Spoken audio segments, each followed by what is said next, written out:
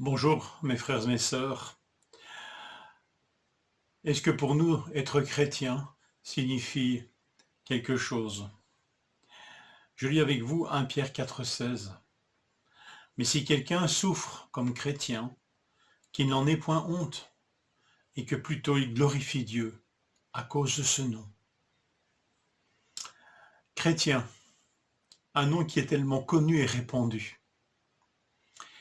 Et pourtant, et étonnamment, peu présent dans le Nouveau Testament, donc dans la Bible.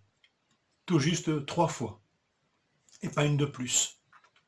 Une fois, dans Acte 11, verset 26, pendant toute une année, ils se réunirent aux assemblées de l'Église et ils enseignèrent beaucoup de personnes. C'est Paul et Barnabas.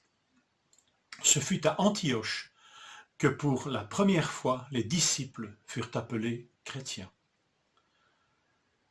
Pour nous dire l'origine de ce nom, pour désigner des disciples de Christ, c'est à Antioche que pour la première fois les disciples furent appelés chrétiens. Des disciples qui se réunissaient tout au long de l'année et qui suivaient les enseignements des apôtres. Des disciples qui furent le fruit, à Antioche, du témoignage d'autres disciples dispersés à cause d'une persécution survenue à Jérusalem. Des disciples attachés au Seigneur d'un cœur ferme. Nous trouvons tout ça dans Acte 11, 26 et la suite du récit.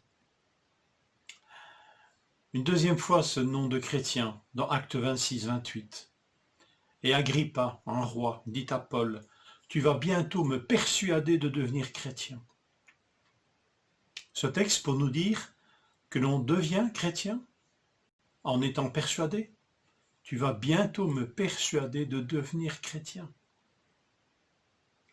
Mais on peut aussi, ce texte nous le dit, rejeter cette possibilité de devenir chrétien pour d'autres raisons, comme le fit Agrippa ici, ce roi, qui bien que convaincu, préféra rejeter la foi et ne pas porter ce nom de chrétien.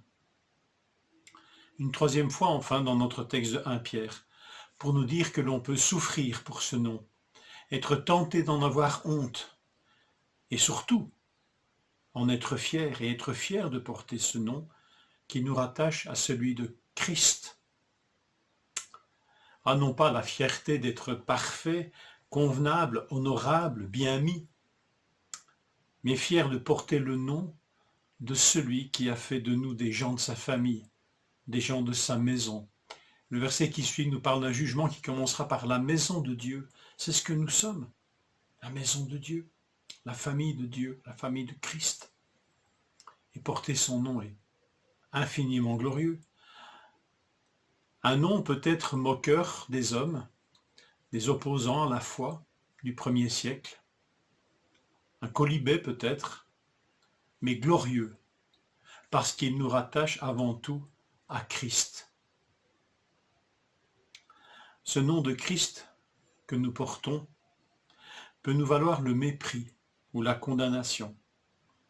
Mais le porter, c'est être heureux.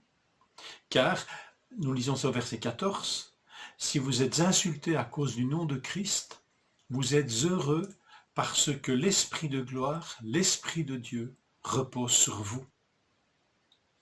Porter ce nom n'était donc pas facile au début de l'Église. Puis ce nom, au fil des siècles, devint plus convenable et honorable dans nos sociétés, jusqu'à représenter la bonne société, avec un côté hypocrite. Mais aujourd'hui, le porter redevient difficile dans nos sociétés post-chrétiennes. Est-ce qu'il faut s'en attrister?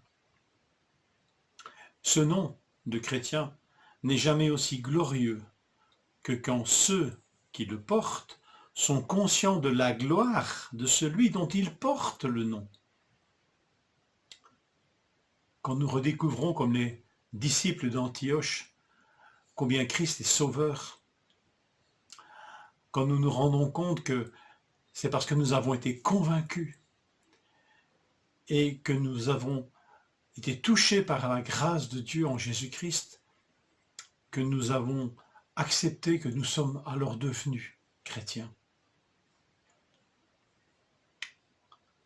ce nom n'est jamais aussi glorieux que quand ceux qui le portent sont fiers de le porter, parce qu'ils connaissent celui dont ils portent ce nom.